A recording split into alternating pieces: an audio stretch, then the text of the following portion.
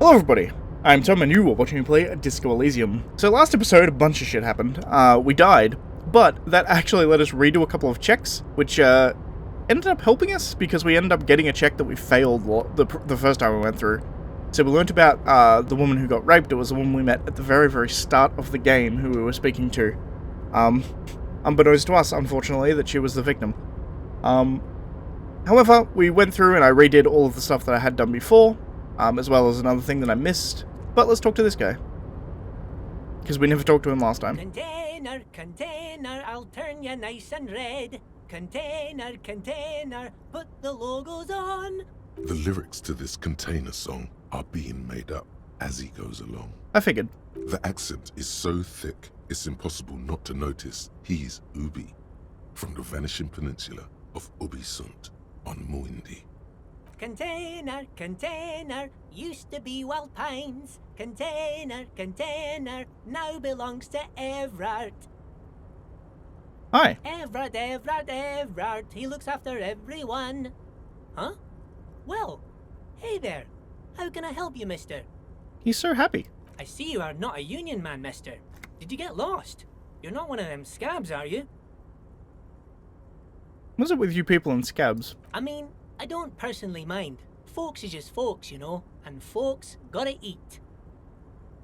Just some of the other guys don't look too kindly on the scabbing kind, if you know what I mean, mister. You're Ubi, right? Oh yes, born and raised in Arish, mister. Mum had to leave my dad after he got a bit violent. Took us here to the new world. I was about 10 then, too old to lose my accent then. People say us Ubis are up to all sorts of trouble with sheep and other animals and whatnot. I just want you to know there was never any of that where I come from. No, sir. Those are just nasty rumors. Thank you for clarifying that, sir. Where is everyone? The harbor's empty. Oh, most of the guys are down at the gates, keeping the scabs from coming in. We're on a strike. The whole union is. You don't have to work when you're on strike. Ha! We haven't worked for 2 months now. So no one is working? Not everyone is down there, of course. Mr. Everard is in his office, where he always is, and Jean-Luc is guarding the gate. But Titus and his boys got into some drunken trouble and Everard sent them on a nice vacation, for a week or so.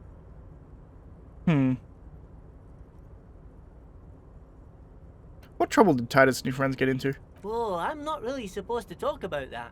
That's union business. Him and his boys stirred up something in town. Probably drank too much and got into a fight or something. I heard Mr. Everett telling them to take some time off. They kill someone. No, I don't think they killed anyone. Let's better talk about something else. Titus and his boys do good work. I don't want to get them in trouble over a little drinking. He probably doesn't know anything anyway. Who in their right mind would tell him? What do you know with the containers? Oh, I'm just making some covers for them containers here. Yes I am. So it's easier for the crane operators to spot them. What's going on here? Look at the mountains of containers rising behind him. The containers in the yard are green in Wild Pine's livery, and the mountains rising behind Leo is all red in Union colors. Symbolic. It's like some red infection was spreading outwards from the container yard's core. There appear to be cisterns underneath the Union container covers.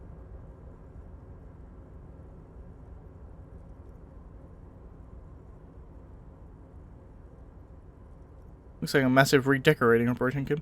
Has anyone told you why you need to change the covers? No, not really. Mr. Everett doesn't tell me all the big things. Says I go and tell them to everyone. I mean, he seems seemingly not wrong. What's underneath these red covers? Oh, I don't know, mister. They say it's some chemicals. Most of them have labels on them, I think. Looks like a massive redecoration operation, Kim. Yes, they are hiding it from the inside. All the red containers have the Debarders Union logo on them. Thanks, Gilly. You've been very helpful. Oh, no trouble at all, mister.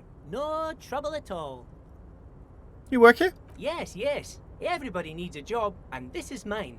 I'm Leonard, by the way. Leonard Bellick. But everyone calls me Leo. I'm like Mr. Everett's right-hand man when Mr. Edgar is out of town, and Mr. Edgar's right-hand man when Mr. Everett is away. Actually, Miss Beaufort is the right-hand man, but she's a lady. Buford. Who is this, Miss Beaufort? A real pretty lady with a skin like those Douai Sucre candy bars my missus likes so much. Them are real nice to suckle on once the dinner is done and me and the missus sit down beside the radio. But I can't listen to the radio all the time. Interesting. There's so much to do around here and I'm always busy keeping things running here. Yes I am, yes I am. Who's Mrs. Beaufort you mentioned? Oh, Lizzie, she is a real sharp tool.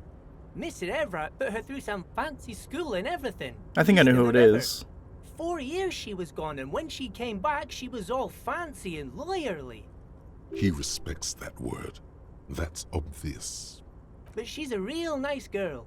Grew up in this here neighborhood. Knows everybody and gets along with everyone. Real pillar of the community one day, I'm sure. If me missus and me was to have a child, I'd be real happy if she turned out like her.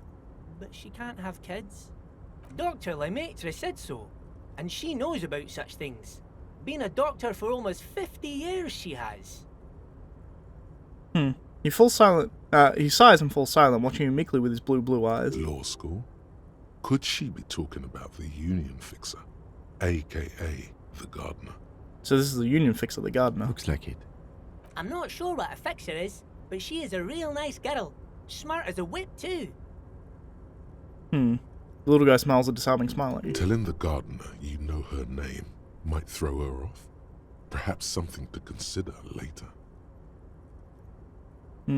What's in the container over there? Oh, that one. That should be empty as far as I know. Lots of containers here have nothing in them. They're just waiting to be loaded up. I'm looking for the leader of the Dockworkers Union. Oh, you want Mr. Everett then? He's an awfully nice fellow, he is. Him and his brother are both nice fellows. They've lived their entire lives in this here neighborhood. Guys like Mr. Everett and Mr. Edgar, his brother, are real good guys. Made Martinez what it is today. Mr. Everett and Mr. Edgar and I went to the same school we did when we were boys. Easy now, I just want to know where I can find him. Oh, Mr. Everett is where he always is. In his office, of course. Okay. Bye-bye now. Good to know. Good to know. I'm not going to immediately go in there. The reason being is there's some stuff I saw that I missed the first time around, and I decided to run past it and then go back in this episode. There was a few bits of money that I missed that I picked up, but they weren't particularly important. I want to come down here. There's this here. A rusting control panel with several knobs. 2 buttons marked Marche and Arrête are faded with use. It seems to control the large crane above. A container is attached to its hook block. Allumer on, éteindre off. This could go badly. Press on! With a loud grind, the crane shifts overhead, moving a massive metal container through the air.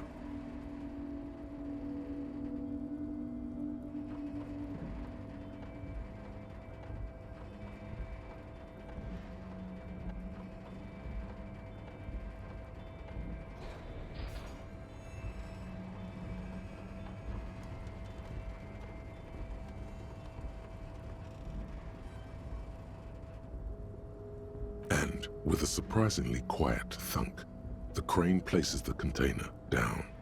The harbor sleeps as the strike rages in the distance. The crane can rest again, now that its purpose has been fulfilled. Understood. Let's get back to the The panel. rusty control panel grows warm to the touch, then grows cold. It is finished. A faint smell of burning rubber reaches your nostrils. A short circuit. I can't see how that was worth the ruckus, except for seeing the crane in action, which I admit was satisfying. Okay, so it's short-circuited, so we can leave. My question is, can I get in here with my priber? Before you stands a cargo container, just one of many in the yard. I think there's something special about this container. Is this like your thing with that wall again? Maybe, I can't tell. I think we should investigate further. Do? Because I don't. Why not? There are a million containers here. Why are you fixating on this one? It was hanging from the crane. You just picked one out because you wanted to interact with a cargo container. I mean, he's not wrong. We're not here to interact with containers. We are here to get the body down from the tree. Open the door. You attempt to turn the handle, to no avail. To your left, the lieutenant considers your actions with some puzzlement. Knock on the door. No reply. The knock produces a hollow ring of metal. Doesn't sound like there's anything inside the...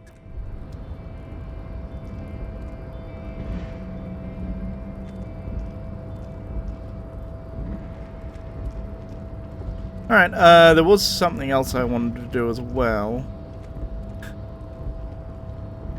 Also, Kim does have me figured out to a T, by the way. So there's stuff on top of here, but there's also this door that I never went in.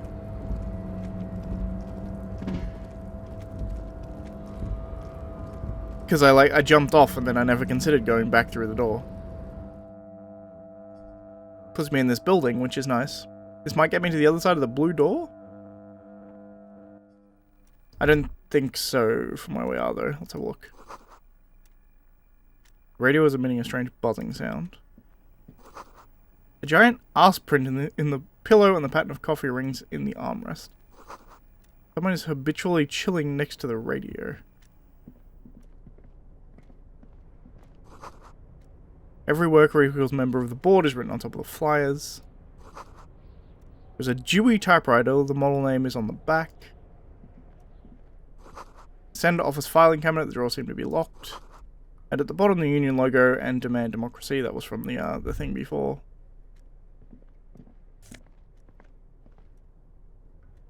Postcard.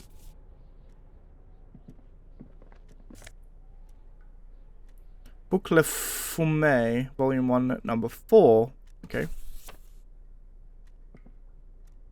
On second glance, someone has forgotten to properly close one of the drawers. It's unfortunate for the Union to just leave their paperwork lying around like this. Let's see what's inside, he thinks. Open the drawer. The drawer opens smoothly. Inside is a well-organized selection of brown folders. Browse through them. Hundreds of documents containing logistical data. Two kinds of transactions stand out. Materials coming into Revachol from the outside world, from Muindi, Grad, and even Ilmara, and the same materials being handed over to companies inside Revachol. Kuron, Coal City, La Delta, and Jamrock are listed among the many districts where the imports are being sold. Anything interesting? It's hard to make sense of this thicket of company names, dates, quantities, and percentages. You try to focus, but the lines are getting blurry.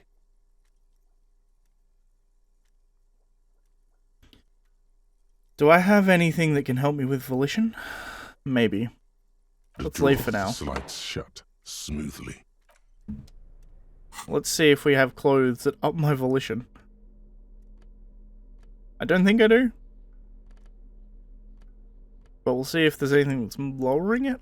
Again, I don't think I do. So we effectively have a 50-50 here. Let's look at the rest first. Someone left the coffee machine on. The dark liquid in the pot was almost sentient. We'll look in here first. Visual calculus and take away from drama. And magnesium. Perfect. I actually put those glasses on. Because more visual calculus is awesome, because I want to be the best visual calculus person I can be. There's also a phone up here, interestingly. Let's do this, shall we? The file cabinet stands steady as ever, and the unlocked drawer. Whatever's hidden here Cool. is hidden well. Concentration isn't enough. Only a trained accountant with a background in logistics would be able to really make sense of it. However, there is a little handwritten note stuck on the side of the drawer. Look at the note. It appears to be a to-do list written in large, uneven capital letters. Remember, Leo, Everart's shoes, special whirling borscht, water Everart's plants, sweep office floor, more banners. All items on the list have been crossed out, and the note itself is crumpled. Look, Kim, and to do note for a list of errands for Everard. Everard Clare, probably. The head of the Debarders Union. Leo must have left it. Nothing incriminating here. The special borscht seems a bit odd in the list. Take another look at the note. Remember, Leo, Everard's shoes. Special whirling borscht. Water Everard's plants. Sweep office floor. All items on the list. The drawer slides shut. Good to know. Let's check the phone. An imposing combination of a punch clock and a payphone is looking down at you from the wall. A note on the side says, "Tokens unavailable due to strike. Use change." Sure. The machine swallows your coin and seems to be waiting for your next move. Oh, that's intriguing. Let your muscle memory dial a random number. Sure. It's unclear whether you actually have muscle memory. Right now, your finger is just drawing vaguely occult patterns in the air. I might try this again later. Sure, why not? Muscle memory is a tricky thing. And the door is locked and cannot be opened from this side without a passcard. Alright, so let's go talk to him then. Interestingly, I'm now stuck up here. Alright? Because I have to go all the way down to the gate and get out from the back, I guess. Or I need to talk to the Union later. The photo you found in the Night Watchman's booth, the one with a happy couple, ask Renee about it. It looked uncharacteristically happy in that picture. And it speaks to the assault victim. Expected. So, I'm going to talk to Everard. I may do that next episode. We're sitting at 16 minutes, and this could push... Last time I talked to him, it took a while. So it's possible that I should leave this until next episode, because it'll likely take 17 minutes, in fact. It'll likely take more than 3 minutes to do this conversation. And we can start off the next episode with the conversation. So we're actually... we're arguably further behind than we were at the end of the last episode, but whatever. If you like this video, please leave a like. If you're not subscribed, please consider subscribing. And as always, thank you for watching, and I shall see you next time. Bye, guys.